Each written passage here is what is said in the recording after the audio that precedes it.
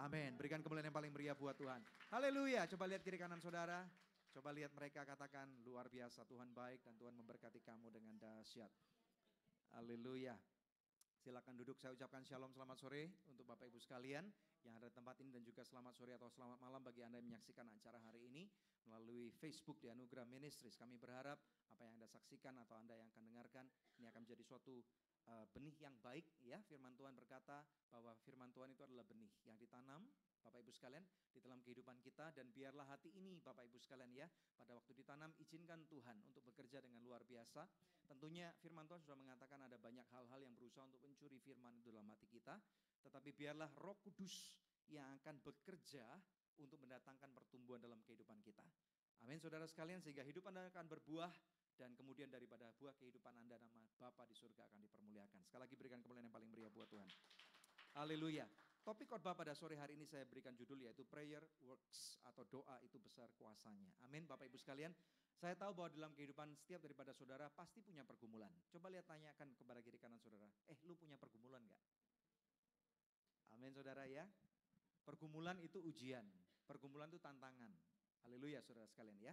Dan kalau Anda masih ingat di sekolah saudara sekalian, ya, pada waktu kita SD, SMP, SMA atau universitas saudara sekalian, sebelum kita naik ke level yang lebih tinggi, kita biasanya akan selalu diuji dulu, ulangan umum.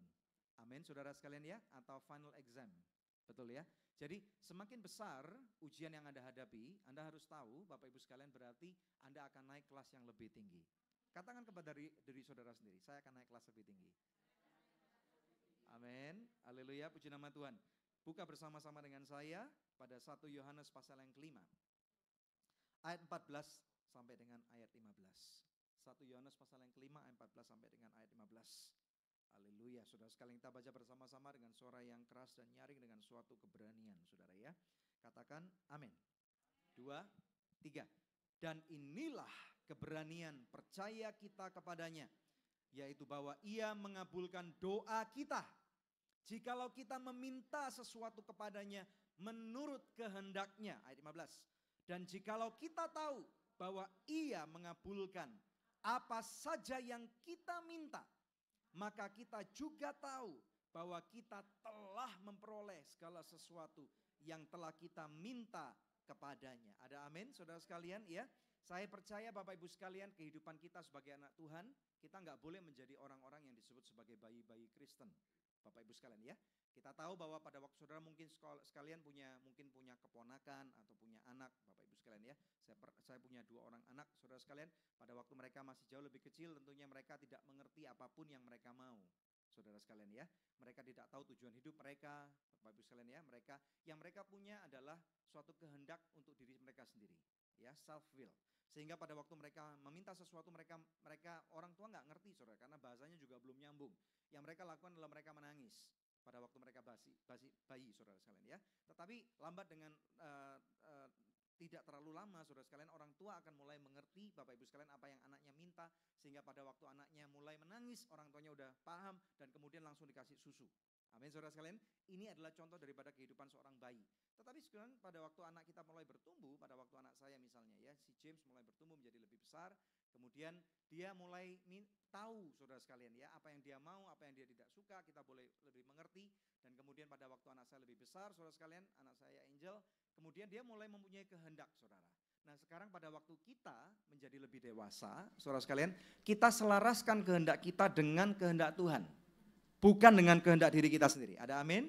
Ya. Nah inilah yang firman Tuhan katakan, bahwa inilah keberanian percaya kita kepadanya, saudara. Inilah confident kita, inilah percaya diri kita, bahwa kita ini adalah anak-anak Tuhan. Saya mau berkata kepada saudara sekalian, saya pernah khotbahkan di tempat ini tentang identitas diri, saudara sekalian, bahwa diri kita ini adalah anak-anaknya Tuhan. Katakan, aku adalah anaknya Tuhan. Firman Tuhan mengatakan kepada kita, barang siapa yang percaya kepada Tuhan Yesus Kristus, maka engkau akan diberikan kuasa. Katakan, aku menerima kuasa. Katakan, aku menerima kuasa. Katakan, aku menerima kuasa. Ya, bahwa kuasa ini sungguh besar, saudara. Bukan kuasa untuk menjadi orang kaya, bukan kuasa untuk menjadi orang yang terkenal, bukan kuasa untuk menjadi orang yang bisa mendominasi segala kondisi sekalian, tetapi kuasa yang ini adalah kuasa yang lebih besar daripada apapun yang dunia cari, saudara sekalian. Karena kuasa ini menjadikan saudara sebagai anaknya Tuhan. Amin. Dan kita tahu bahwa di dalam firman Tuhan dikatakan bahwa Tuhan kita itu yang mempunyai surga, bumi dan segala macam yang ada di jagat raya ini, saudara sekalian. Jadi pada waktu saudara adalah anak-anak Tuhan, maka apapun Bapak Ibu sekalian yang engkau perlukan, maka Bapamu yang punya. Haleluya, kita berikan dulu kemuliaan yang paling meriah buat dia. Lebih meriah lagi saudara, jangan lemas-lemas, amin. Haleluya saudara sekalian. Nah pada waktu kita tahu Bapak Ibu sekalian bahwa pada waktu kita ini sudah sebagai anaknya Tuhan, sekarang kewajiban kita saudara untuk menyelaraskan hidup kita dengan kerajaan Tuhan. Ya, nah inilah yang firman Tuhan katakan bahwa ia mengabulkan doa kita jikalau kita meminta sesuatu kepadanya menurut kehendaknya. Nah saudara sekalian kita tahu kadang-kadang saudara sekalian kita bingung apa yang kita harus doakan. Atau apa yang kita minta dalam kehidupan kita, saudara sekalian. Nah oleh karena itu di dalam kehidupan kita sebagai anak-anak Tuhan, tentu kita perlu mengerti akan firman Tuhan. Ini sangat penting sekali. Minggu yang lalu, Bu Debbie saudara sekalian ya, istri saya mengkhotbahkan tentang kuasa atau benefit daripada firman Tuhan. Masih ingat gak? Amin saudara sekalian ya. Nah sebagai orang hidup, sebagai orang Kristen kita tahu bahwa firman Tuhan ini adalah roti hidup, makanan rohani kita. Nah sekarang saya berbicara masalah doa. Doa ini adalah nafas kehidupan kita. Katakan doa adalah nafas kehidupan saya. Coba tarik nafas. Amin. Gak perlu lihat kiri kanan nanti kalau misalnya ada yang belum mandi nanti pingsan saudara. Ya, amin ya. Doa ini adalah nafas kehidupan kita. Nah saya mau tanya kepada Bapak Ibu sekalian. Saya tidak tahu berapa banyak saudara berdoa. Tetapi semakin banyak saudara berdoa berarti saudara semakin sehat. Amin. Karena kalau saudara ini berdoa atau hanya bernafas Senin Kemis, saudara sekalian ya, saya bisa pastikan bahwa saudara akan pingsan. Dan mungkin bukan cuma pingsan, saudara akan mati. Nah banyak orang Kristen dalam kehidupan ini mereka nggak lagi berdoa, saudara.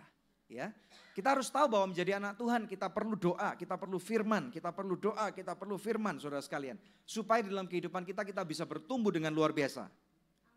Amin. Ya, kita berikan dulu kemuliaan yang paling meriah buat Tuhan. Di dalam Yakobus pasal yang kelima ayat 16b. Di sana dikatakan doa orang yang benar bila dengan yakin didoakan sangat besar kuasanya. Nah saya mau menegaskan kepada saudara, doa orang yang benar ini bukan karena apa yang saudara lakukan. Haleluya. Kita dibenarkan bukan karena perbuatan baik kita. Tidak cukup banyak perbuatan baik saya untuk standarnya surga mengatakan bahwa saya ini orang benar. Dunia mungkin dengan mudah melihat kehidupan kita untuk mengatakan, wah lu hebat, lu suka menolong orang. Betul ya saudara sekalian ya, lu berderma, lu membangun rumah ibadah, kamu mungkin menyantuni anak-anak orang miskin. Saudara, itu semua baik. Saya tidak berkata bahwa itu enggak baik saudara sekalian, ini semua baik. Tetapi ingat saudara sekalian, di dalam kehidupan kita, yang melihat standar kebaikan itu seharusnya tidak dipakai untuk standar kehidupan baik seperti apa kata orang dunia. Karena sekarang hidup kita bukan milik kita lagi. Tetapi hidup kita adalah milik Kristus. Haleluya. Jadi Bapak Ibu sekalian, kita berbuat baik supaya bukan karena kita masuk surga. Tetapi karena kita berbuat baik karena saudara sekarang adalah cerminan daripada kerajaan surga. Jadi atas apa yang Tuhan Yesus sudah lakukan di kayu salib. Dia mati, dia menanggung setiap daripada dosa, kesalahan kita, semua kutuk-kutuk generasi-generasi lama kita, saudara sekalian. Ini sudah ditanggung di atas kayu salib, saudara. Sehingga sekarang kita dibenarkan atas apa yang Tuhan Yesus sudah lakukan. Nah dengan dasar itulah firman Tuhan berkata doa orang benar. Sekarang saudara disebut sebagai orang yang sudah dibenarkan. Amin. Katakan aku dibenarkan. Coba lihat ke tetangga kiri kanan saudara. Katakan, kamu dibenarkan. Amin, ya. Sehingga kalau kita tahu bahwa kita ini adalah produk daripada pembenaran kerajaan surga. Mungkin bagi dunia kita masih nggak layak. Kadang-kadang bagi diri kita sendiri kita nggak layak saudara. Nah ini saya mau mengatakan kepada saudara. Kalau surga sudah mengatakan dosamu sudah diampuni. Amin. Asalkan saudara benar-benar bertobat. Bertobat ini artinya apa sih Bapak Ibu sekalian ya? Bertobat itu berpaling daripada jalan yang jahat. Meninggalkan praktek-praktek yang tidak baik, saudara. Pak, taunya bagaimana? Apa yang saya lakukan ini sudah berpaling dari kejahatan atau enggak? Ya baca firman Tuhan. Secara sederhana seperti itu Bapak Ibu sekalian. Saya ambil satu contoh ya. Kira-kira bulan 6 yang lalu saya ambil ujian SIM. Saudara ya, ambil ujian SIM. Saya bisa katakan saya cukup sombong pada waktu itu. Overconfident. Saudara ya. Saya pertama kali punya SIM, ini bukan contoh yang baik, saudara sekalian ya, pada waktu saya umur 13 tahun. Ini bukan contoh yang baik. Tidak perlu nyalakan siapa-siapa karena ini biasanya pada produk zaman itu adalah sesuatu yang normal. Ya, saya nyetir mobil itu umur 13 tahun dan punya SIM. Pertama kali saya dapat SIM, saudara, karena biasanya kan takut-takut kalau nggak punya SIM ya. Saya dulu kurus, saudara. Orang bilang sekarang saya kurus, dulu lebih kurus lagi karena baru umur 13 tahun, saudara. Kering gitu ya. Nah waktu itu sengaja pintu jendela saya buka gitu saudara. Pakai kaos yang tank top itu loh, nggak pakai tangan itu loh, sleeveless itu saudara. Dan kemudian saya nyetir mobil, saya lewat jalan gede sengaja supaya di stop Pak Polisi gitu saudara. Dan benar saya di stop Pak Polisi. Dan dengan bangga, iya Pak, mana SIM-nya? Saya tunjukin dan polisinya nggak bisa apa-apa. Nah padahal SIM-nya memang asli tapi umurnya palsu. Ini mengaku saudara, ini bersalah. Nah, saya ceritakan kepada anak saya ini saudara ya, dan kemudian dia berkata, wah Daddy kalau gitu nanti saya boleh punya SIM dong umur 13 tahun atau umur 15 tahun. Saya berkata kepada anak saya, it will not happen. Ini tidak akan terjadi pada kehidupan kamu. Saya berkata demikian karena itu salah. Saya katakan itu salah. Memang zaman dulu kita semua tidak mengerti saudara sekalian ya, kebenaran, kesalahan saudara itu blur, garis abu-abu. Yang penting apa yang baik buat kita. Nah menjadi orang Kristen kita nggak bisa seperti itu Bapak Ibu sekalian. Standar firman Tuhan ini yang mengajarkan kepada kita benar atau salah. Bukan baik ataupun buruk tetapi benar atau salah. Amin. Saudara sekalian ya. Nah berlanjut saudara sekalian saya kan punya SIM ya. Terus kemudian puji Tuhan saya bisa sekolah ke luar negeri. Di luar negeri tepatnya di Kanada tentunya nggak bisa pakai SIM ini dong. Karena nggak berlaku ya Bapak Ibu sekalian ya. Saya harus ujian SIM. Belajar saudara mati-matian. Waduh. Teori gua salah semua nih, karena nggak pernah belajar teori saudara. Nggak ngerti bagaimana cara mendapatkan SIM yang benar. Saya harus belajar lagi. Saudara, bacanya lama, kira-kira saya perlu waktu 3 bulan untuk mempelajari, apalagi bahasa Inggris saya paling celotet waktu itu ya. Jadi harus baca dulu, harus buka kamus saudara sekalian, terus kemudian prakteknya sih lumayan pinter gitu saudara ya. Nah tapi setirnya kalau di Indonesia kan di kanan, kalau di Kanada di sebelah kiri dan itu harus perlu waktu 3 bulan, 4 bulan saudara. Kemudian saya memperhatikan diri ujian, puji Tuhan lulus. Wah haleluya, puji Tuhan saudara ya. Satu kali ujian teman-teman saya, ujian sampai 5 kali, 6 kali nggak lulus saudara sekalian. Saya sekali praktek, sekali teori lulus, sekali praktek lulus, wah puji Tuhan saudara. Nah fast forward, pulang ke Indonesia saudara ya. Kemudian kira-kira waktu di Indonesia saya ujian lagi. Ujian lagi Bapak Ibu sekalian langsung lulus. Sekali tok saudara ya. Ujian teori lulus, ujian praktek langsung lulus. Wah hebat nih gua, hebat gitu ya. Nah kan SIM habis nih. Setiap 5 tahun kan habis saudara ya. Nah tanpa saya sadari SIM saya mati. Saudara ya. Sadarnya 1 tahun kemudian. Saudara ya. Nah ini memang bukan contoh yang baik. Nah kalau SIM kita belum mati kita bisa langsung gampang sekarang. Istilahnya ada loket SIM, kita nggak perlu ujian lagi, kita langsung bisa bayar dan tanda tangan dan itu resmi saudara. Nah karena sudah mati setahun saya harus ujian lagi. Confident dong. Udah 3 kali berturut-turut lulus saudara, 1 kali sempurna nilainya gitu ya. Nah saya ujian saudara, saya biasa kan posting apa gitu saudara ya. Setelah ujian teori kali ini nggak lulus saudara. Nggak lulus. Jadi mau nggak mau saya jengkel banget gitu ya. Istilahnya ada keinginan untuk gimana nih mau berdamai dengan polisi enggak gitu saudara. Tetapi ini hamba Tuhan nggak boleh berdamai dengan polisi gitu saudara ya. Jadi mau nggak mau saya harus belajar lagi teorinya. Nah pada waktu saya mempelajari teorinya saya mulai mengerti ini yang salah, ini yang benar, ini yang salah, ini yang benar. Saudara ya. Dan kemudian saya istilahnya balik lagi ke sana Bapak Ibu sekalian. Kemudian baru bisa ujian praktek. Praktek gua udah nyetir mobil udah sekarang umur 43. Nyetir mobil mulai umur 13 tahun, udah berapa tahun saudara? 30 tahun ya. Merem pun bisa saudara gitu ya. Siapa yang nggak bisa, saudara? Bapak Ibu, nyetir kanan bisa, nyetir kiri bisa, kena salju pernah, di padang rumput bisa, saudara. Overconfident. Sombong, saudara ya. Ujian praktek, Bapak Ibu sekalian, mundur, kena tiang sekali, nggak lulus. Bapak Ibu sekalian, ya. Nah, waktu itu jengkel banget saya. Mau berdamai nggak dengan polisi ini? Saya tahu dia cari-cari ini, saudara. Maaf Pak Polisi, maaf. Kalau nonton ya. Tapi saya nggak mau berdamai, Bapak Ibu sekalian. Jengkel banget, harus balik lagi 2 bulan kemudian, saudara. Ya, mau nggak mau harus ngikutin peraturan gitu. Nah, tetapi kemudian hal itu membuat saya menjadi rendah hati. Saya harus mau belajar. Ternyata saya juga nggak bisa. Bapak Ibu sekalian, saya sampai tanya kepada Pak Polisi, Pak, mundur ini kan secara praktek, Pak. Kan kita bisa maju mundur. Ya ini kan bukan praktek kehidupan nyata. Ini kan praktek saya, dia bilang gitu. Gitu Bapak Ibu sekalian ya. Nah, puji Tuhan pada balik berikutnya saya lulus. Nah, sekali lagi Bapak Ibu sekalian, dalam kehidupan kita, kalau Anda mau tahu apa yang benar, apa yang salah, jangan melihat dunia. Ada amin? Tetapi lihatlah kepada apa yang firman Tuhan tulis. Supaya di dalam kehidupan saudara, saudara akan masuk kepada jalur yang benar. Amin, saudara sekalian, ya. Nah, sekali lagi, sehingga pada waktu Anda membaca firman Tuhan, karena menjadi orang Kristen, kemanapun Anda pergi, Anda akan selalu diingatkan untuk Anda selalu membaca firman Tuhan Anda, untuk selalu berdoa, supaya pada waktu Anda menyelaraskan diri Anda dengan kerajaan surga, self will Anda akan mulai berkurang. Ada amin gak? Kemauan dirimu akan mulai perlahan berkurang dan mengatakan, Bapa, kehendakmu yang terjadi. Kita belajar dari mana nih saudara? Belajar daripada Tuhan Yesus. Saudara ingat di hari di malam dia akan disalibkan.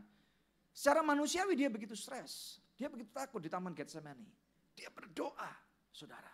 Berdoa sampai istilahnya rohnya itu meraung. Saudara.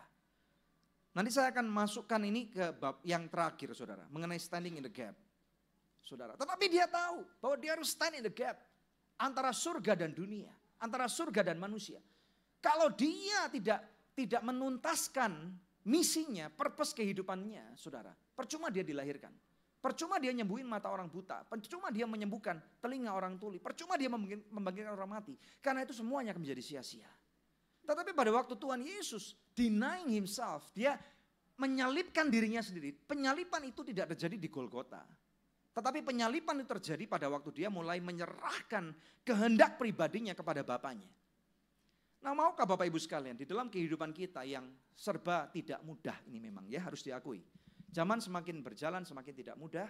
Saudara sekalian, baik di dalam kehidupan saudara secara pribadi mungkin banyak tantangan. Bapak Ibu sekalian ya, di dalam kehidupan keluarga mungkin baik yang belum menikah ataupun sudah menikah. Yang belum menikah aja tantangan pasti banyak. Betul ya? Yang sudah menikah pasti tantangan banyak. Betul ya?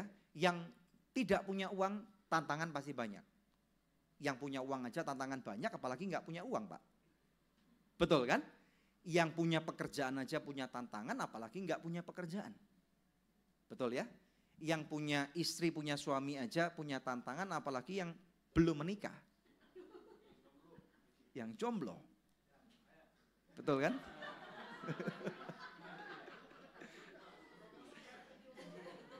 Ya bagi Anda yang menyaksikan beberapa pemain musik, oh bukan beberapa, satu tepatnya pemain musik kita ini masih jomblo. Saudara.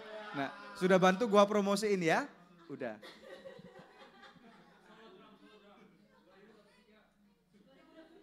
Memang saya selalu berkata kok, kalau mau mencari pasangan hidup, tempat terbaik itu di gereja. Betul ya? Udah. Baju putih yang mana? Ada 3 pilihannya nih.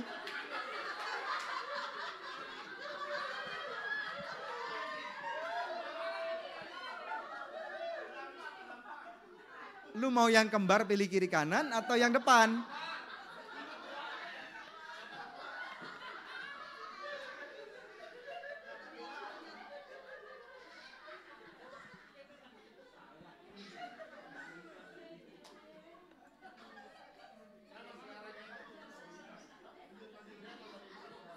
Betul ya? Menikah aja punya tantangan saudara.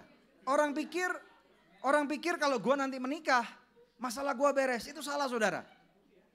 Saya ingetin Bapak Ibu sekalian, ada seorang hamba Tuhan teman saya pernah berkhotbah tempat ini, saudara, mengatakan pernikahan, orang menikah itu ibaratnya orang masuk ke kamar operasi.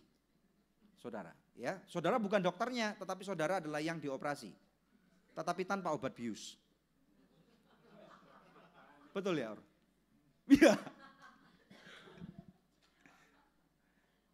Itu pernikahan, saudara. Ya, tapi bukan berarti pernikahan itu buruk. Kalau kita dioperasi, saudara, sakit gitu ya. Ada juga seorang narasumber Good News, kalau saudara yang pernah menyaksikan Good News pasti ingat, menikah sama dengan bunuh diri. Saudara ya, bukan berarti menikah itu bunuh diri, tetapi perlu pada waktu kita masuk dalam pernikahan, kita perlu denying self gitu. Istilahnya menyalipkan diri kita sendiri, saudara. Mengingkari diri kita sendiri, supaya kita mau ngalah dengan pasangan kita, supaya rencana Tuhan terjadi dalam kehidupan kita. Itu pernikahan Bapak Ibu sekalian. Dan saya berkata kadang-kadang, kalau saya bertemu dengan beberapa orang, saya tahu berapa lama mereka menikah. Enggak perlu saya kenalan dengan mereka, saudara. Dengerin mereka ngomong aja saya udah tahu. Dari mana taunya? Karena semakin lama mereka menikah, satu pasangan semakin lama semakin menikah, telinganya semakin budek.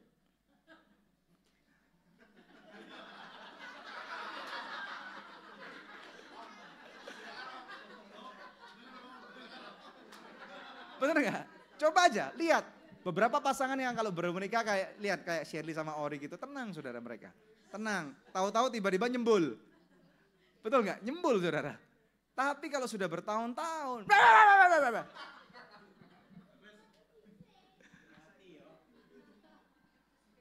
Itu betul saudara. Ya. Padahal dulu kalau pacaran, berbisik. Semakin berbisik semakin asik gitu saudara. Semakin ser gitu kan. Betul nggak? Tapi kalau udah lama, Bapak Ibu sekalian, kalau udah lama, istilahnya kalau nggak keras, nggak dengar itu Pak. Nggak percaya, nggak nurut sama saya. Ini sedikit tips saudara ya. Jadi kita perlu untuk menyerahkan kehidupan kita, bacalah firman Tuhan. Percaya deh. Karena di dalam firman Tuhan pada waktu kita membaca apa yang harus suami lakukan, istri lakukan, jomblo lakukan, semua ada saudara. Gak percaya ada ayat jomblo, bagaimana orang muda dapat memurnikan hidupnya. Nah itu ada saudara. Amin. Itu tips untuk para jomblo. Amin. Haleluya. Nah sekali lagi Bapak Ibu sekalian, di dalam kehidupan kita masalah banyak.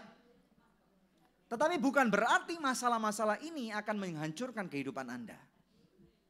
Justru di tengah-tengah segala permasalahan yang ada, Tuhan turut bekerja di dalamnya untuk mendatangkan kebaikan. Amin. Kita berikan dulu kemuliaan yang paling meriah buat Tuhan kita. Yang sangat luar biasa. Pada waktu Anda berdoa saudara, jangan pernah lupa siapa dirimu. Bukan engkau yang hebat, tetapi siapa yang ada di dalam dirimu itu yang hebat. Roh yang ada dalam diri saya itu lebih besar daripada masalah yang saya punya. Semakin besar masalah saudara, semakin besar kuasa Tuhan akan bekerja dalam kehidupan saudara. Ada amin gak? Pada waktu engkau berdoa itu cara saudara meminta kepada Bapa di surga. Dan pada saat itu selaraskan kehendakmu. Katakan seperti apa yang Tuhan Yesus katakan. Bapa, kehendakmu yang sempurna terjadi. Kadang-kadang dalam kehidupan kita nggak bisa melihat kesempurnaan saudara. Kita hidup dalam dunia di abad 21 ini, semakin lama kita mau nggak mau terbawa arus menyocokkan diri kita. Mau nggak mau, suka nggak suka, siapapun kita menyocokkan diri kita dengan dunia. Padahal firman Tuhan sudah mengatakan, jangan selaraskan hidupmu dengan dunia. Kita ada di dunia ini tetapi ingat, kita tidak berasal dari dunia. Amin. Kita ada di dunia tetapi supaya kita bisa menjadi cerminan kerajaan surga. Saya mau berkata kepada saudara, pada waktu engkau berdoa, jangan remehkan dirimu. Jangan berkata siapa saya, gak mungkin Tuhan dengar. Saudara, ini model-model daripada orang-orang yang gak punya kepercayaan diri. Percaya saudara, bukan percaya kepada diri saudara sendiri, tetapi Tuhan Yesus berkata kepada kita, pada waktu engkau punya masalah, yang kau harus lakukan adalah hadapi masalahmu. Amin. Ya, Tuhan Yesus memberikan suatu contoh gunung batu. Gunung di dalam firman Tuhan, saudara, ini ada dua arti. Yang pertama kuasa yang besar, orang-orang kuat, raja-raja, saudara sekalian. Yang kedua juga bisa permasalahan. Bapak Ibu sekalian ya. Di dalam ayat itu Tuhan Yesus berkata, pada waktu engkau menghadapi gunung batu, hadapi dulu saudara. Jangan lari daripada masalah. Pada waktu engkau menghadapi gunung batu itu kemudian katakan, hai gunung batu, terangkat dan tercampaklah ke laut. Ini berarti Tuhan berkata bahwa ternyata di dalam dirimu ada kuasa. Jangan anggap remeh diri saudara. Katakan kepada jiwamu, hai jiwaku, Tuhan berkarya dalam hidupmu. Amin. Saudara ya, jadi apapun masalah yang sedang kau hadapi, jangan pernah remehkan dirimu. Karena pada waktu kita berdoa, Tuhan pun menjawab. Haleluya. Saya akan berikan suatu contoh cerita, saudara ya. Saya percaya atau saya berharap saudara sekalian pernah membaca firman Tuhan dalam kitab 1 Samuel pasal yang pertama. Nah di sana ada suatu cerita yang luar biasa. Ini kemarin baru saya baca dalam pembacaan Alkitab saya secara pribadi, saudara. Ya, di sana menceritakan bagaimana tentang seseorang yang bernama Hana, saudara. Ya, nah Hana ini adalah seseorang yang istilahnya sederhana lah, tidak terlalu dikenal oleh banyak orang, saudara ya. Bahkan kalau saudara nanti saudara bisa lihat di rumah bagaimana profil kehidupan Hana ini bukan cuma luar biasa, tetapi dia istri kedua. Istri kedua, dua ya. Nah ini menunjukkan saudara sesuatu yang signifikan di sini. Bahwa Tuhan hendak bekerja pada orang-orang yang diremehkan. Kita tahu bahwa biasanya kalau nasib daripada istri kedua, saudara itu ditindas. Betul ya? Di dalam Alkitab dikatakan seperti itu. Nah apalagi pada waktu itu dia ditemukan dia nggak bisa punya anak gitu loh. Dia mandul. Dan tentunya adat orang Yahudi pada saat itu saudara mengatakan bahwa anak itu apalagi anak laki-laki itu sangat berharga sekali. Membuat bagaimana seorang pria untuk lebih mencintai istrinya apabila dia bisa melahirkan seorang anak laki-laki. Saudara ya. Nah kemudian kita tahu bahwa Elkana suaminya ini kemudian istilahnya lebih cinta kepada Hana. Tetapi istrinya yang pertama semakin lama semakin ngebuliin dia, saudara. Dia terus menangis. Setiap tahun mereka harus pergi untuk istilahnya memberikan korban bakaran kepada Tuhan. Dan di sana yang dia bisa lakukan adalah dia terus menangis dan menangis. Nah di sana kemudian dia berdoa, Bapak Ibu sekalian. Di dalam 1 Samuel pasal yang pertama nanti saudara akan melihat satu chapter itu saudara. Saudara bisa lihat bagaimana tentang kehidupan Hana itu. Dan kemudian di sana bagaimana kemudian dia berdoa saudara. Dia menenangkan dirinya. Coba buka bersama dengan saya 1 Samuel pasal yang pertama ayat 11. Coba tolong tampilkan. 1 Samuel pasal yang pertama ayat 11. Dia berdoa saudara. Dia berdoa dalam hati, dia bergumam saudara ya. Dengan suara yang tidak didengar oleh orang. Memang benar doa itu gak perlu didengar oleh banyak orang. Saudara ya. Nah di dalam 1 Samuel pasal yang pertama ayat ke-11 bisa tolong dikeluarkan.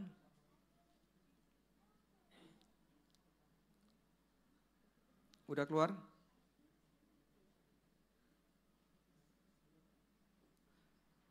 Right.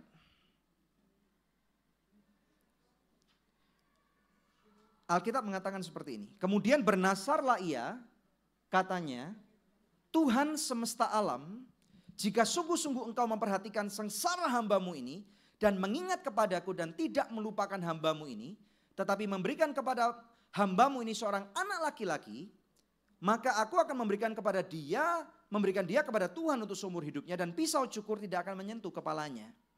Saudara dengar ini. Doa Hana, dia meminta sesuatu dengan jelas. Saudara, kita tahu bahwa hati yang remuk itu dekat kepada Tuhan. Ya, Tuhan mencari orang-orang yang mau merendahkan bukan cuma hati tetapi dirinya di hadapan Tuhan. Saudara, saya tidak tahu masalah apa yang hari ini saudara hadapi, mungkin dalam hal pekerjaan, dalam hal keluarga, di dalam hal apapun saudara, apapun itu. Ya, rendahkan dirimu kepada Tuhan. Saudara, bahkan ada satu ayat mengatakan bahwa bila umatku, saudara, kembali kepadaku, merendahkan hatinya, aku akan mendengarkan doa mereka dan memulihkan tanah mereka. Nah tugas kita saat ini, saudara, kita ingat ya, kita adalah produk pembenaran daripada Tuhan. Kita produk pembenaran daripada Tuhan Yesus. Ada amin? Ya, sehingga pada waktu kita meminta kepada Tuhan, minta dengan confident, percaya diri.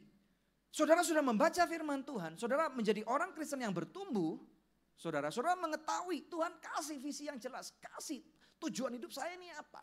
Kemudian masuk di dalam doa, bila perlu menjadi seperti Hana, berjanji kepada Tuhan, bernasar. Ini sesuatu yang dahsyat saudara.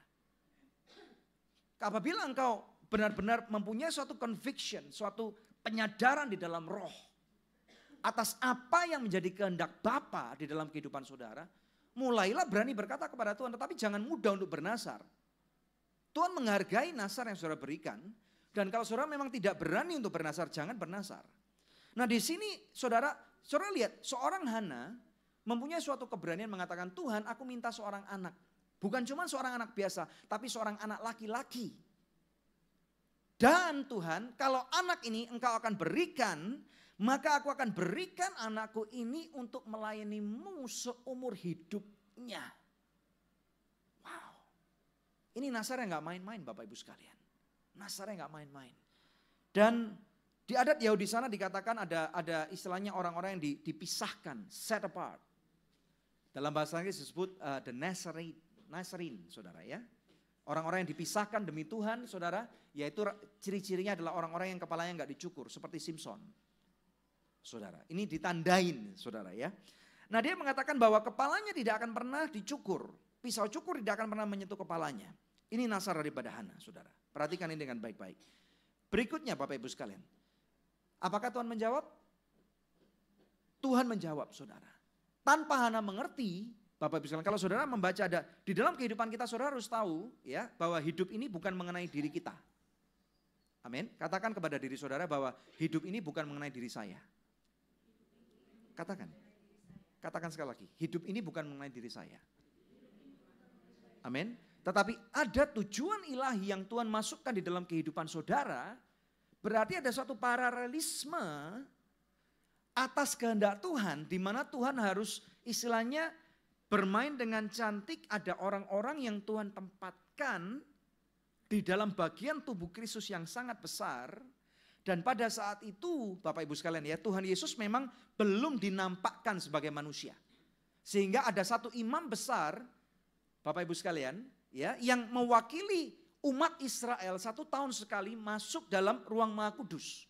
Waktu itu namanya Imam Eli. Kalau saudara lihat kehidupan Imam Eli pada saat itu, saudara ya, ciri-cirinya orang ini suka berkompromi. Kompromi dengan apa saudara? Yang dikompromikan adalah kehidupan anak-anaknya. Hofni dan Pinehas, saudara, adalah anak-anak imam yang seharusnya melakukan tugas keimamannya dengan bertanggung jawab dan takut akan Tuhan. Tetapi di dalam firman Tuhan dikatakan bahwa bagaimana orang ini begitu keji, maaf saudara, dia bahkan melakukan pelacuran dengan wanita-wanita di dalam bait Allah. Saudara, bahkan mengambil bagian daripada apa yang bukan menjadi hak dia, saudara ya, merampas, saudara, dan ini menjadi suatu kekejian. Dan di dalam bahasa sehari-hari Tuhan tuh nek, saudara ya, Tuhan sampai nek. Sampai-sampai Tuhan berkata, memberikan suatu nubuatan yang begitu keras, teguran yang begitu keras kepada Imam Eli bahwa anakmu akan binasa, dua-dua akan mati pada hari yang bersamaan. Saudara ya, dan di dalam keturunanmu tidak akan ada yang melanjutkan menjadi imam. Bahkan kalau ada anggota keluargamu yang menjadi imam, dia akan meminta sedekah. Ngemis. Izinkan aku melayani supaya aku bisa makan. Saudara, sampai seperti itu. Nah, di dalam rencana Tuhan, Tuhan mencari satu sosok. Dan Tuhan belum menemukan sosok siapapun juga. Tiba-tiba, katakan tiba-tiba. Ada seorang perempuan bernama Hana, saudara, yang melihat, saudara, ini kan dia minta, dia gak ngerti kehendak Tuhan kan. Tetapi yang dia minta adalah self will dia. Karena dia dihina, dia dibully, dia direndahkan, dia dilecehkan, Bapak Ibu sekalian. Tetapi justru di sana pada waktu itu dia berani untuk bernasar. Di dalam ketidakpengertian dia, Tuhan melihat bahwa di dalam kehidupan Hana ada satu kesempatan untuk dapat namanya dipermuliakan. Saudara, ini yang terjadi. Sehingga akhirnya, tadi kan kita berkata, dengan keberanian kita meminta karena kita percaya apa yang kita minta asal selaras dengan kehendak dia, dia kasih. Betul ya? Ayat yang pertama tadi saudara. Jadi Tuhan melihat ada satu kesempatan nih. Kesempatan Tuhan perlu seorang sosok imam besar. Nah ada seorang perempuan yang mau memberikan anaknya nih. Untuk melayani seumur hidup. Saudara. Tuhan kasih hadiah itu. Dan ini saudara lihat nih. Baik-baik luar biasa banget. 1 Samuel pasal yang pertama ayat 19b. Kita fokus yang ke B saudara ya. Karena di sana ada sesuatu yang luar biasa. Kalau di dalam Alkitab bahasa Indonesia. Ini terjemahannya cuma sederhana banget. Kita lihat 19 dulu. Keesokan harinya, saudara ini sudah pulang. Keesokan harinya bangunlah mereka itu pagi-pagi. Sebentar, benar gak ini? Betul ya? Keesokan harinya bangunlah mereka itu pagi-pagi lalu sujud menyembah di hadapan Tuhan. Kemudian pulanglah mereka ke rumahnya di Rama ketika Elkanah bersetubuh dengan Hana istrinya, kan punya anak saudara ya, harus melakukan persetubuhan dulu, suami istri ini saudara ya. Tuhan ingat kepadanya. Saya mau berkata kepada saudara, pada waktu engkau menyerahkan dirimu dengan kehendaknya Tuhan, Tuhan ingat kepada saudara. Dan saya lagi, kalau saya baca Alkitab di rumah nih untuk konsumsi saya lebih suka baca bahasa Inggris. Dan saya lagi baca yang pakai versi The Message Bible. This is very interesting. If you have a Message Bible, you should open it. Saya akan baca buat saudara, itu ada di sana. Di dalam bahasa Indonesia dikatakan bahwa Tuhan ingat kepadanya, dan di dalam bahasa Inggris diterjemahkan dengan lebih elaborate, saudara ya. God began making the necessary arrangement. Wow. It's God who's making the arrangement for you. Tuhan lagi membuat suatu persiapan untuk saudara. Amin ya. In response to what he had asked. Can you imagine this? Kita anak-anak Tuhan, saudara, ditempatkan di dunia ini untuk menjangkau surga. To touch heaven and to change earth. Merubah dunia ini. Dan saudara adalah apabila engkau ditemukan menjadi kandidat yang terbaik, yang cocok di dalam penyelarasan, paralelisme akan apa yang Tuhan kerjakan, maka Tuhan akan melihat kehidupanmu. Engkau dipisahkan untuk hal-hal yang mungkin kau gak suka. Tuhan, aku gak suka, dipisahkan tuh gak enak.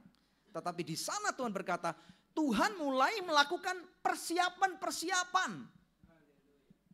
Saudara, di atas permintaan yang Hana minta.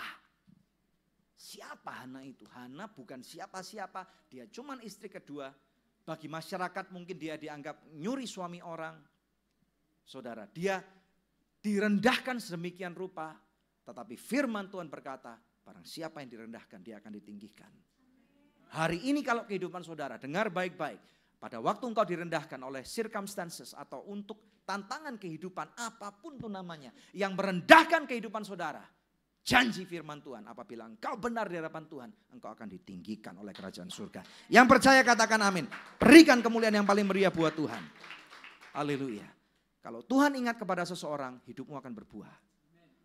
Tuhan ingat Hana, dia mandul, hidupnya berbuah. Langsung saudara dia hamil. Ya, ayat 20, maka setahun kemudian, berarti ini cesplung saudara ya. Setahun kemudian mengandunglah Hana, melahirkan seorang anak laki-laki, ia menamai anak itu Samuel. Luar biasa. Luar biasa Samuel tuh. Saudara, saya nggak tahu arti nama Sam atau Samu, ya. Tapi El itu adalah Elohim. Jujur saya katakan saya nggak tahu arti nama Samu, tapi El itu adalah Elohim. Ada amin ya saudara ya? Ini kira-kira mungkin kalau saya cuma menduga dari apa yang kita baca, ini anak yang dipisahkan bagi Tuhan. Saudara, luar biasa banget. Ya. Dan kemudian saudara sekalian, sudah ada hasilnya enggak di sini? Ada ya hasilnya ya? Hasilnya apa? Samuel. Amin. Samuel adalah hasilnya. Nah, kemudian yang terjadi saudara, siapa yang bernasar? Hana. Saudara, pada waktu itu dia punya kesempatan untuk lari dari nasarnya enggak? Punya. Tetapi orang ini luar biasa sekali karena ini loh saudara. Apa yang tidak dilihat oleh manusia secara tampak luar, Tuhan melihat hatinya. Tuhan tahu hatinya Hana bahwa dia adalah orang yang cocok. Ini sama. Saudara, hari ini saya cuma bisa memberikan contoh Hana. Di dalam Alkitab kita begitu banyak contoh orang-orang yang ditemukan luar biasa hatinya, tetapi oleh pandangan dunia direndahkan. Banyak saudara. Ya, Hana adalah salah satunya. Surga melihat orang ini cocok. Orang ini tidak akan lupa akan nasarnya, saudara. 1 Samuel pasal yang kedua, ayat 20 sampai dengan 21. Dengan jelas firman Tuhan mengatakan saudara ya di sana, bahwa Hana kemudian istilahnya memberikan susu kepada anaknya, susu ibu tentunya ya. Dan kemudian kalau sampai di sapi itu mungkin kira-kira sampai umur 3 tahun lah mungkin. Bapak Ibu sekalian ya. 3 tahun pertama dia dididik oleh orang tuanya, dia disayang dengan luar biasa. Elkanah bukan orang yang miskin saudara ya. Dan kemudian dia sangat dimanja, disayang sama mamanya. Apalagi ini yang istri yang dicinta, saudara. Saudara bisa bayangkan betapa beratnya pada saat dia sudah disapih. Saudara ya, betul ya kata-katanya, disapih ya. Dipisahkan daripada mamanya, kemudian dia dipersembahkan kepada Tuhan. Ayat 20 sampai dengan 21, coba saudara lihat ya, 1 Samuel pasal yang kedua. Ayat 20 sampai dengan 21. Firman Tuhan berkata, lalu Eli memberkati Elkana dan istrinya, katanya, Tuhan kiranya memberikan keturunan kepadamu dari perempuan ini pengganti yang telah diserahkan kepada Tuhan. Amin ya saudara ya. Sesudah itu pulanglah mereka ke tempat kediamannya dan Tuhan mengindahkan Hana. Jadi ini setelah diserahkan Samuel ini saudara. Jadi Samuel diserahkan. Kita baca dulu ayat sebelumnya saudara. Ayat 18. Adapun Samuel menjadi pelayan di hadapan Tuhan, ia masih anak-anak yang tubuhnya berlilitkan baju efod dari kain lenan. Setiap tahun ibunya membuatkan dia jubah kecil dan membawa jubah itu kepadanya apabila ia bersama-sama suaminya pergi mempersembahkan korban sembelihan tahunan. Lalu Eli memberkati Elkana dan istrinya, katanya, Tuhan kiranya memberikan keturunan kepadamu dari perempuan ini pengganti yang telah diserahkannya kepada Tuhan. Saudara sekalian, pada waktu kita berani untuk menepati janji kita kepada Tuhan, Tuhan gak tinggal diam. Saudara tahu apa yang Tuhan lakukan kepada Hana? Wanita yang dianggap mandul saudara, bukan cuma punya anak satu kali saja. Kadang-kadang pada waktu kita melihat ada orang-orang yang, maaf ya, lama gak punya anak. Pada waktu bisa punya anak satu kali aja, waduh puji Tuhan, sudah punya anak satu aja udah cukup deh. Tetapi kemudian apa yang Tuhan gak pernah berhutang, katakan Tuhan gak pernah berhutang. Lihat kiri kanan saudara, bayar nasar lu bro gitu. Amin, Tuhan gak pernah berhutang. Amin saudara ya. Dan 21 Tuhan mengindahkan Hana sehingga dia mengandung dan melahirkan 3 anak laki-laki. Menjadi 4 loh saudara ya, berarti ya 3 anak ini di luar Samuel. Ya. Dan 2 anak perempuan lagi. Sementara itu makin besarlah Samuel yang muda itu di hadapan Tuhan. Jadi Bapak Ibu sekalian sekali lagi belajar daripada apa yang terjadi pada kehidupan Hana. Apapun yang terjadi dalam kehidupan kita, jangan menyerah. Seringkali kadang-kadang kita tertantang untuk melakukan pembelaan terhadap diri kita. Mencoba untuk membantu Tuhan saudara. Tuhan tidak perlu dibantu, Tuhan tidak perlu dibela. Yang penting selaraskan diri kita dengan apa yang Tuhan mau. Ini tantangan buat kehidupan kita Bapak Ibu sekalian. Tantangan buat kehidupan kita. Nah saya berkata kepada saudara, saat ini saudara ketahuilah doa orang benar itu besar kuasanya. Oleh karena itu tertancaplah Anda pada kuasa surga. Kalau Anda melihat foto ini Bapak Ibu sekalian ya. Anda tahu kan ada steker-steker tempat listrik itu saudara, pada waktu Anda nancepin lampu, tadi kita tahu kan kita lagi pujian penyembahan, tiba-tiba ada tukang kasih datang cabut, dia nggak tahu saudara, tiba-tiba mati. Karena apa? Diputus kuasanya. Betul kan? Tetapi kemudian pada waktu dia nancepin lagi, kira-kira tukang listrik itu dia udah tahu dalam itu ada aliran. Dia confident nggak pada waktu dia ceklek gini akan nyala? Confident, percaya saudara. Itulah kuasa daripada doa. Kadang-kadang Bapak Ibu sekalian, doa lagi. Saudara, ya, bukan masalah doa lagi. Tetapi pada waktu engkau tertancap pada kuasa surga, Tuhan Yesus berkata kepada kita semua, aku datang ke dunia ini untuk memberikan hidup kepadamu dan kehidupan yang penuh dengan kelimpahan. Saudara tahu apa artinya ini saudara? Pada waktu kita memberikan hidup kita kepada Tuhan, Tuhan tidak memanipulasi hidup saudara. Tetapi malah dia memberikan yang terbaik. Di dalam buku saya saudara, kalau saudara sudah pernah baca, saya tulis di sana. Ini seperti kita tuh nancepin diri kita kepada unlimited resources. Setiap daripada kita pasti punya teman atau mungkin keluarga orang kaya. Pasti ya, 1-2 mungkin yang kita tahu, dan kekayaan ini tentunya relatif. Saudara ya, ada orang yang lebih kaya, di atas orang kaya ada orang kaya lagi. Di atas orang yang itu sudah anggap kaya, ada kaya lagi. Jadi kaya pun jangan sombong. Amin. Ya. Apalagi kayak yang kayak monyet, jangan sombong. Bahaya banget. Jangan lihat kiri kanan, di sini nggak ada yang kayak monyet. Amin saudara. Ya. Jadi kita mesti tahu bahwa pada waktu saudara kita ngelihat kehidupan orang-orang kaya kok enak ya. Saudara. Bukan berarti kita harus iri dengan mereka, tetapi kita tahu tertancaplah pada kuasa yang lebih besar, yaitu kuasa Tuhan. Saudara, Tuhan berjanji kepada kehidupan kita. Dia punya unlimited resources yang dunia tidak bisa tahu. Saya berdoa dan berharap Bapak Ibu sekalian, biarlah saudara orang-orang yang akan semakin lama semakin mengenal kepenuhan akan Kristus. Hatimu terus membara. Saya tahu di akhir zaman ini kita semakin lama semakin sukar saudara untuk menyelaraskan hidup kita dengan kerajaan surga. Tetapi selaraskan hidupmu. Buat waktu saudara. Buat waktu khusus untuk saudara punya me time dengan Tuhan. Ini penting. Apakah malam? Ataukah pagi? Saudara, make your time. Buat perjanjian. Tidak ada peraturan-peraturan harus ketemu Tuhan jam berapa. Saudara, macet pun ketemu Tuhan. Naik busway pun ketemu Tuhan. Amin. Ya, jadi plug into the power of prayer. Saudara, dan kalaupun saudara punya masalah, punya pertarungan-pertarungan, slide berikutnya. Saudara ya, lakukan pertarungan dalam peperanganmu melalui lututmu, melalui doa. Fight all your battles on your knees. Ini penting, saudara. Jangan sampai, saya memang tulis di dalam postingan Instagram, pada waktu semuanya sudah nggak ada, yang tersisa cuma doa. Ini kebanyakan orang Kristen seperti itu. Tetapi mari kita rubah habit kita. Sebelum kita melakukan sesuatu, kita tanya Tuhan dulu. Pada waktu saudara mau investasi, tanya Tuhan dulu, Tuhan benar nggak ini investasinya? Jangan sampai pada waktu kita udah investasi, saudara, kemudian kita kehilangan segala-galanya, kemudian kita bertanya, Tuhan kau ada di mana? Saudara, ya. Pada waktu kita bangkrut, kita mulai bertanya, Tuhan kau ada di mana? Saudara, tanyakan, kita balik. Buat Tuhan menjadi prioritas terutama di dalam kehidupan kita. Ada amin? Saudara, lakukan pertarungan di dalam kehidupan saudara. Di dalam peperangan melalui lutut. Gak mudah. Pada waktu kita harus retreat atau sepertinya kita kalah. Saudara. Tetapi justru di sana saudara akan melihat bagaimana Tuhan bekerja dengan cara yang luar biasa. Bagaimana Tuhan membela seseorang yang bernama Hana. Ada banyak contoh-contoh yang mestinya saya ingin sekali tunjukkan saudara. Satu contoh secara cepat aja. Saudara ingat pada waktu seseorang bernama Yosua.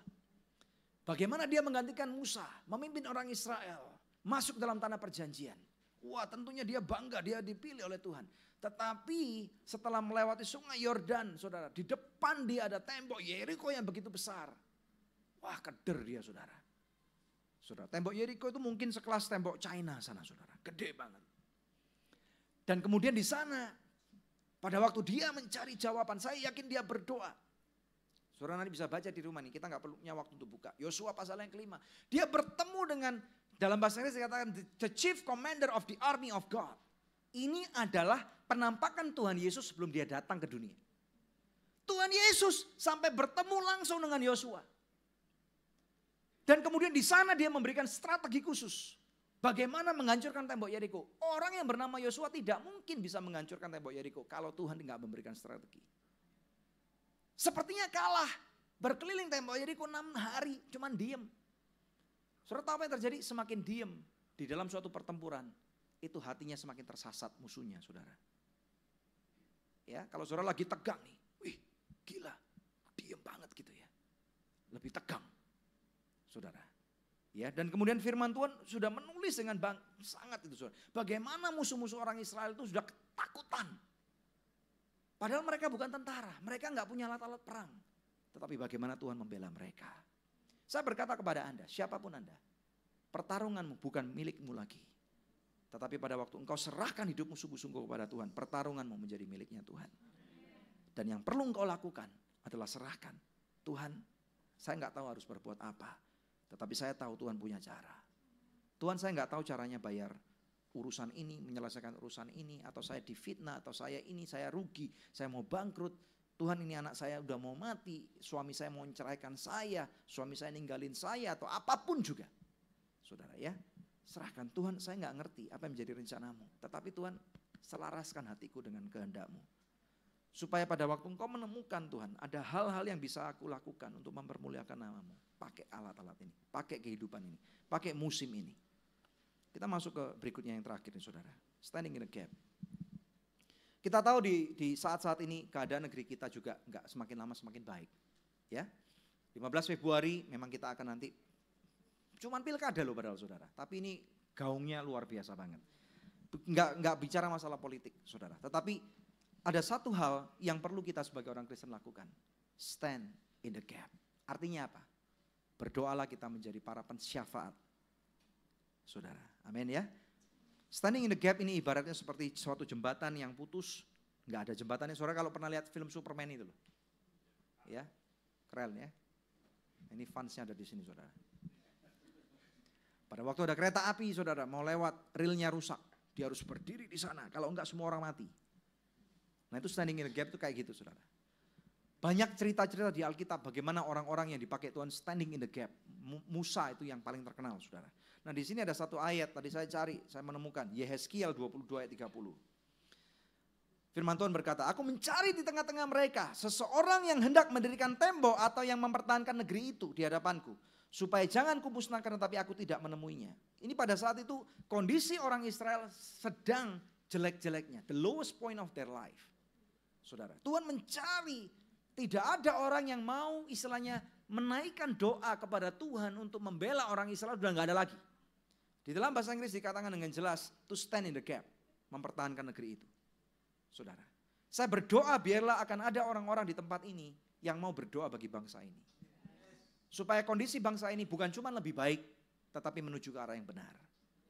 Kalaupun saudara tahu orang yang sudah stand in the gap ini menjadi pendoa syafaat, ini bukan cuma panggilan beberapa orang. Tetapi kita semua, saudara, ini kewajiban bagi kita. Mungkin Pak, saya ini siapa berdoa untuk bangsa saya? Oke, berdoa untuk mungkin temanmu. Stand in the gap untuk mungkin, saya nggak tahu, mungkin kakek kamu yang mau meninggal, atau orang yang belum bertobat, atau teman kamu yang hidupnya lagi awut-awutan kena narkoba. Stand in the gap. Musa standing in the gap. Dia berani berkata kepada Tuhan, dia berani, Tuhan hapus nama saya dari kitab kehidupanmu kalau orang Israel nggak kamu selamatkan. Wow, luar biasa banget saudara.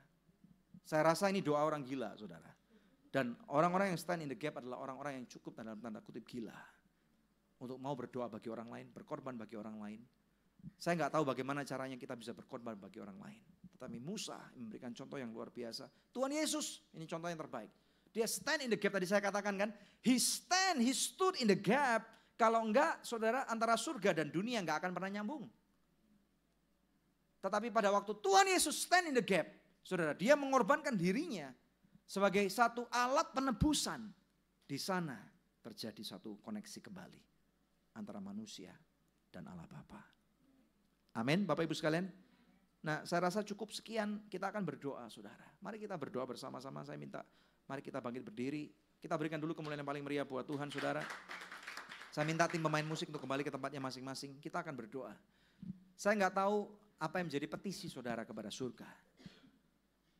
Saya mengajak saudara, keluarkan handphone saudara. Bukan untuk cek WhatsApp, bukan untuk main-main handphone. Tetapi saudara buka note-nya. Saya mau kasih kepada saudara. Mungkin selama saudara mendengarkan firman Tuhan ada sesuatu dalam hatimu yang Tuhan taruh. Yang saudara harus doakan. Yang menjadi pergumulan saudara. Catat itu di handphone saudara, di memonya. Karena di handphone kita sekarang bisa ada tanggalnya. Nanti kalau Tuhan jawab, saudara bisa tahu lihat bagaimana Tuhan memutar balikan kondisi saudara. Mungkin hal-hal krusial, hal-hal yang di ujung tanduk. Saudara, yang perlu terjadi pada kehidupan saudara yang tidak ada orang tahu. Saya juga nggak tahu, saya bukan tukang sulap. Saya bukan tukang sihir saudara, saya nggak mengerti masalah saudara. Tetapi kalau ada hal-hal yang mana yang begitu krusial dalam kehidupanmu, ambil handphonemu sekarang. Catat, Anda yang di rumah juga lakukan itu saudara. Tuhan kita Tuhan yang baik. Dia Tuhan yang selalu mau mengingat-ingatkan kita akan kebaikannya. Dan hari ini mari kita ambil satu langkah profetis saudara. Catat apa yang menjadi request saudara. Bukan supaya nagih surga, bukan. Hal-hal yang krusial. Tuhan ini aku. Ini krusial Tuhan. Kalau enggak terjadi, mungkin hidupku akan hancur Tuhan. Tuhan, aku enggak akan dipermalukan lagi Tuhan. Tetapi aku mungkin akan berantakan, enggak karu-karuan, keluarga aku akan hancur. Mungkin ini concerning tentang pelayanan saudara. Mungkin tentang concerning tentang orang tuamu, tentang anak-anak saudara. Mungkin di luar sana ada ibu-ibu yang lagi menangisi suaminya yang tidak pulang. Mungkin ada orang tua mama-mama yang menangisi anaknya yang kena narkoba. Saya nggak tahu. Saudara, mungkin ada sesuatu yang menjadi bebanmu saudara. Dipakai Tuhan, kau tahu dipanggil oleh Tuhan untuk menjadi pendana-pendana bagi banyak-banyak proyek Tuhan. Dan hari ini proyek-proyek saudara lagi macet. Sehingga tidak ada keuangan yang bisa saudara bisa keluarkan. Hari ini nggak bisa keluar. Saudara minta kepada Tuhan, catat itu. Haleluya. Tuhan, Kau melihat apa yang menjadi kerinduan hati kami. Mari kita berdoa saudara. Dan terutama saudara berdoa bagi bangsa Indonesia. Berdoa bagi keselamatan Indonesia. Berdoa bagi damai sejahtera Indonesia. Indonesia ada dalam percaturan Tuhan yang luar biasa. Ayo kita bersama-sama. Tuhan, kami mengangkat tangan. Kami memberikan hati dan hidup kami kepadamu. Di dalam firman-Mu dalam kitab Yeskiel, Engkau mencari orang-orang yang mau mempertahankan negeri ini Tuhan. Dan pada waktu itu Engkau tidak menemukan satu orang pun. Tetapi di tempat ini Bapa, kami mau menjadi orang-orang yang mau berdiri bagi negeri ini.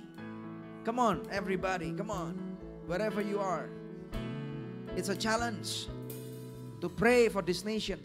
Berdoa bagi negerimu, berdoa bagi bangsamu, berdoa bagi keluargamu. Berdoa bagi mungkin tetangga saudara. Mungkin berdoa bagi orang-orang yang bahkan saudara tahu bahwa Tuhan punya rencana yang besar dalam kehidupan mereka. Tapi saudara bahkan gak suka dengan orang ini. Haleluya. Tuhan dalam nama Yesus. Engkau sanggup Tuhan. Engkau sanggup. Engkau sanggup selamatkan bangsa Indonesia. Kami berdoa untuk khususnya pilkada serentak di seluruh Indonesia. Pada tanggal 15 Februari. Dalam nama Yesus. Biarlah Tuhan orang-orang yang benar yang akan terpilih. Siapapun mereka. Dari ujung Tuhan, di dalam 34 provinsi di Indonesia kami berdoa untuk setiap kepala daerah, gubernur, bupati, haleluya, wali kota yang akan dipilih. Biarlah mereka yang benar-benar Tuhan sudah menjadi agendamu itu yang terpilih.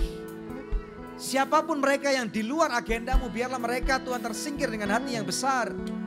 Sehingga negeri ini boleh dibangun dengan sungguh-sungguh. Dan kami berdoa untuk kesejahteraan negeri ini. Haleluya. Firman Tuhan berkata, usahakanlah kesejahteraan di negeri atau di kota, di tanah, di desa, di kecamatan, di kabupaten, di mana di tempat engkau aku buang. Supaya di sana ada kehendak Tuhan yang terjadi. Lord, we want to stand in the gap for this country. Haleluya. Lord, Tuhan kami mau berdoa dan stand in the gap bagi orang-orang yang hari ini kena narkoba. Mereka yang tidak punya tujuan hidup. Para suami yang meninggalkan istrinya. Para istri yang meninggalkan suaminya. Keluarga-keluarga yang hampir bercerai Tuhan. Kami mau berdoa Tuhan. Bersyafaat bagi mereka. Mereka yang masih mandul. Ada anak-anak yang perlu dilahirkan. Supaya ada generasi baru yang dibangkitkan. Menjadi Tuhan. Orang-orang yang akan kau pakai dengan luar biasa. Tuhan di dalam nama Yesus. Keuangan-keuangan yang macet Tuhan. Yang mereka berani nasarkan untuk kemuliaan Tuhan. Biarlah Tuhan Engkau sendiri mengetahui kondisi hati kami Bapa. Kami berdoa untuk gereja-gereja. Biarlah kami bangkit sebagai gerejamu. Kami bangkit sebagai gerejamu Tuhan. Oh haleluya. Untuk menyelaraskan kehidupan anak-anakmu kepada surga. Di dalam nama Yesus. Haleluya. Dalam nama Yesus. Dalam nama Yesus. Aku lepaskan kehendak Tuhan di dalam kehidupan saudara.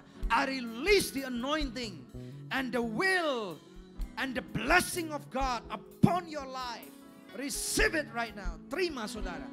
Biarlah ada penyelarasan dalam kerajaan surga dalam kehidupan saudara. Selaras. Alignment. I speak alignment. In the name of Jesus. Terima saudara, terima.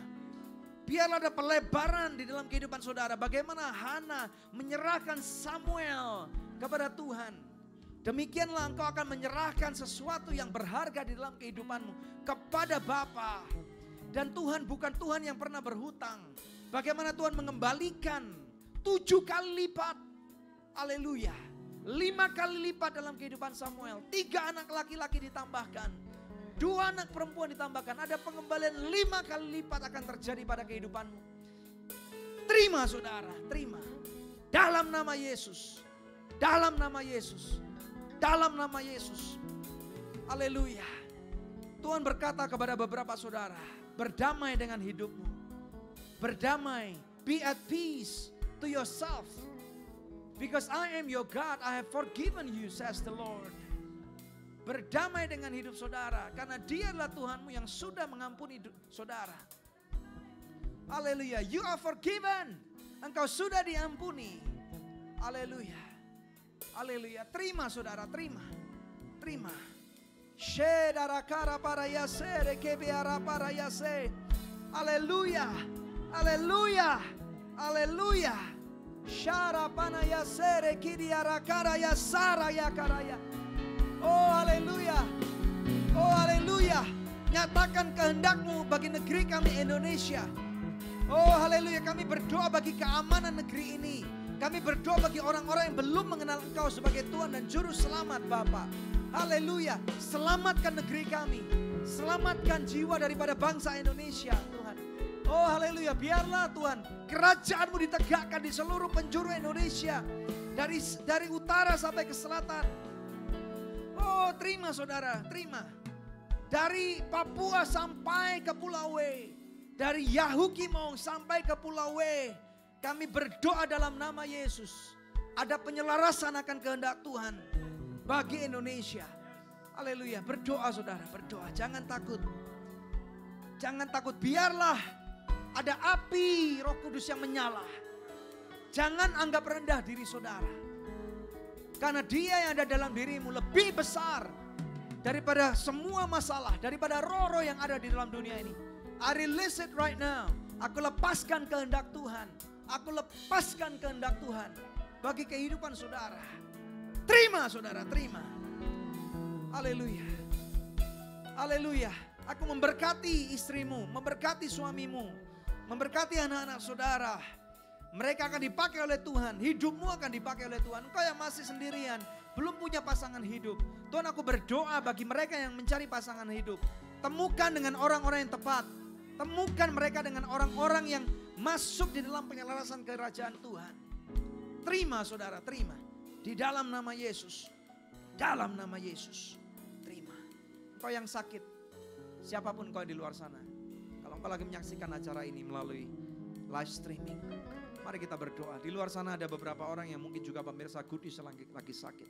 Tuhan, kami ucapkan dengan bilurnya Yesus, sembuh. Sembuh. Terima saudara, terima. Terima, sembuh dalam nama Yesus. Sembuh. Kami melepaskan berkat-berkat keuangan, melepaskan berkat-berkat damai sejahtera, melepaskan kesehatan, melepaskan haleluya, perdamaian dalam rumah tangga saudara. Terima. Terima di dalam nama Tuhan Yesus Kristus. Haleluya. Yang percaya bahwa kita hari ini menjamah surga. Dan biarlah surga memakai kehidupan kita untuk merubah dunia ini. Di dalam nama Yesus. Mari katakan. Amin. Haleluya. Berikan kemuliaan yang paling meriah buat Tuhan. Terima kasih.